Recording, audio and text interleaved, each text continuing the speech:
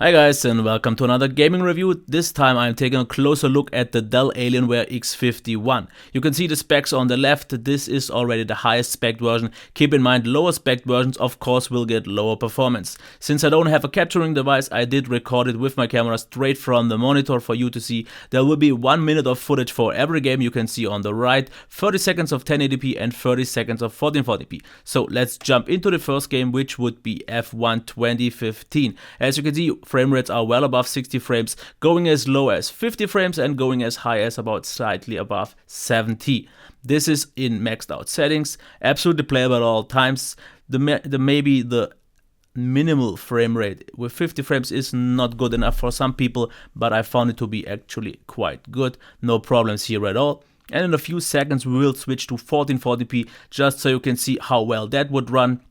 And we see we have about an average of 45 frames, going as low to 30 frames and going as high as about 60 frames, but averaging around 45 frames makes 1440p playable on a GTX 960, something that I actually didn't expect, personally using a 970, which works okay for 1440p gaming, but the 960 holds up really well, something I actually didn't expect.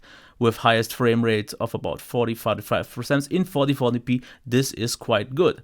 Now we are here in Project Cars and we can see frame rates are above 60 frames, constantly at about 60 frames in average, going as high as 75 and pretty much never dropping below 60, which is absolutely fine. Also with spec'd or maxed out settings, which is really nice to see. So you have some room left if you want to go for lower settings but therefore higher frame rates, and this will be maybe helpful for 1440p gaming, which we will switch into just in a few seconds. And as you can see here, we are still at above 50 frames, which is nice to see. And if you just lower the settings just a little bit, you should get quite good averages of 60 frames and maybe even higher. So I am impressed. I did not expect the 960 to be performing that well, since I've never used one before, just the 970, and usually maybe using more like laptop machines. So this is quite a good desktop performer.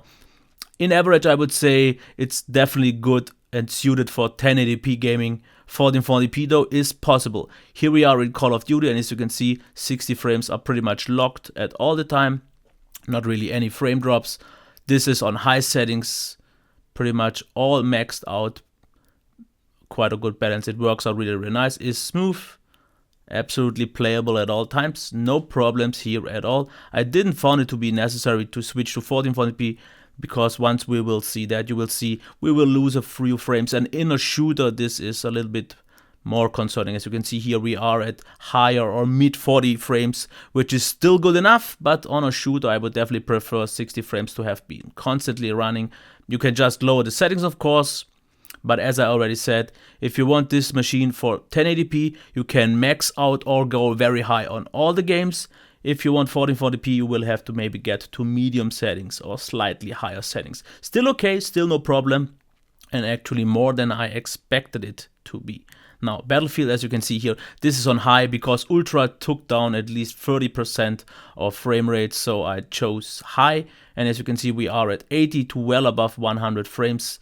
In most cases, it runs really well. As you can see, this is on the high settings. Looks good, performs well. The jitteriness is from the mouse. It was a little bit oddly behaving, but that was an issue of the mouse. So it was absolutely running fine. And if we switch to 1440p, as you can see, we are still at 60 frames. In average about, we go even a little bit higher, sometimes to even 80 frames per second. So it is absolutely playable. This shows me that some slightly older, a little bit less demanding games are absolutely capable to run on 1440p. And if you want to use it on 1080p, get the best frame rate, this is absolutely no problem in my eyes. It works out really nice.